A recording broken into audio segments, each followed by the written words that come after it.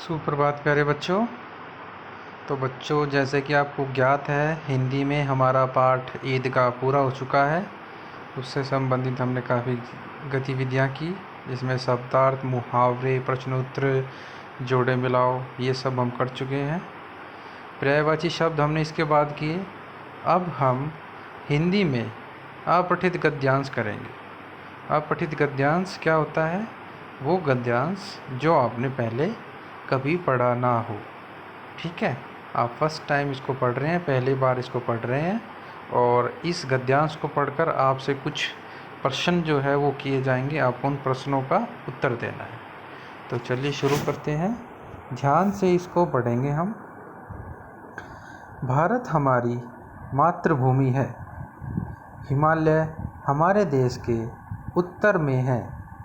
वे दुनिया के सबसे ऊंचे पर्वत हैं। बिहार हमारा राज्य है। पटना इसकी राजधानी है। गंगा भारत की सबसे बड़ी नदी है। गंगा के किनारे कई महान शहर हैं। भारत गांवों का देश है। ज़्यादातर लोग गांव में रहते हैं। भारत में कुछ बड़े शहर हैं। भारत में कलकत्ता एक बड़ा शहर है। पटना भी एक शहर है। यह कलकत्ता जितना बड़ा नहीं है। तो ये हमारा एक पठित गद्यांश है। कुछ इसको हमने पढ़ा अच्छे से। अब इसके तत्पश्चात आपसे कुछ क्वेश्चन किए जाएंगे, कुछ प्रश्न किए जाएंगे। तो वो प्रश्न इसी गद्यांश से संबंधित है। आपको उन प्रश्नों का उत्तर देना है। ठीक है, तो चलिए देखते हैं।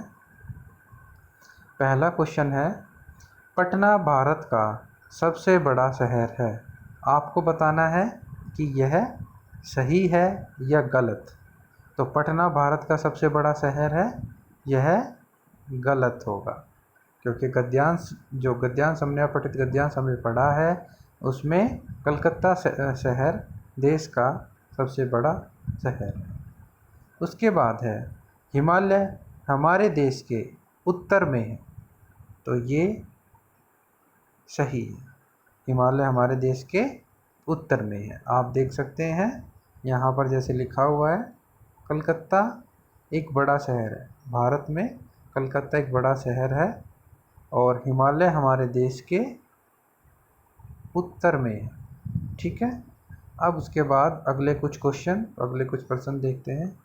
सही शब्दों का चयन करें और प्रत्येक वाक्य को पूरा करें। भारत डैश का देश है, खालिस्तान का देश। तो भारत किसका देश है? इसमें देख लीजिए, भारत गांवों का देश है। किसका देश है? ये देखिए यहाँ पर, भारत गांवों का देश है। तो आप यहाँ पर इस रिक्तस्थान में, इस खालिस्तान में भरेंगे गांव। ठीक है, उसके बाद दूसरा हमारा खालिस्तान डैश खालिस्तान भारत की सबसे बड़ी नदी है। तो गंगा भारत की सबसे बड़ी नदी है। ठीक है, उसके बाद विलोम शब्द करेंगे, कुछ विपरीत शब्द। तो सबसे छोटा, जो कि हमारे इस गद्यांश से संबंधित है, सबसे छोटा इसका क्या होगा? तो हम इसका होगा बड़ा। सबसे बड़ा आप बोल सकते हैं। ठीक है, छोटा का होगा बड़ा, सबसे बड़ा बोल सकते हैं। उसके बाद सबसे निचला मतलब निचला। उसके बाद इसका विपरीत अर्थ होगा ऊंचा। ठीक है, निचला जो है शब्द, सबसे निचला, इसका विपरीतार्थक शब्द होगा, विलोम शब्द होगा सबसे ऊंचा। आप बोल सकते हो, जो इसमें लिखा हुआ है गद्यांश में भी, सबसे ऊंचा आप इसको करेंगे। ठीक है, उसके बाद है दक्षिण। तो दक्षिण का विलोम क्या होगा? उत्तर। और उत्तर जो है वो गद्यांश में दिया हुआ है यहाँ पर। ठीक है, उसके बाद दो प्रश्न और है। हमारी मातृभूमि का नाम क्या है? जैसे इसमें दिया हुआ है, आप देख सकते हैं, भारत हमारी मातृभूमि है। तो इसका उत्तर होगा हमारी मातृभूमि का नाम भारत है। ठीक है, क्या है हमारी मातृभूमि का नाम? भारत।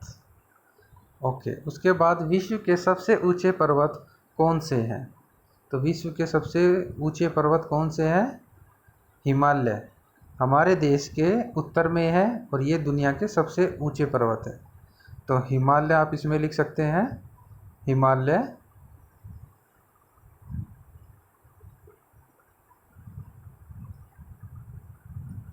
हिमालय विश्व के सबसे ऊंचे पर्वत हैं। ठीक है, जो हिमालय है जो कि भारत के उत्तर में स्थित है, ये काफ़ी विशाल है। ठीक है, काफ़ी ऊंचे पर्वत है। तो बच्चों, ये था हमारा पठित गद्यांश, जिसको आपको अच्छे से पढ़ना है और इसी तरह से इन क्वेश्चनों का उत्तर देना है। मैं आशा करता हूँ आप लोगों को समझ आया होगा। धन्यवाद।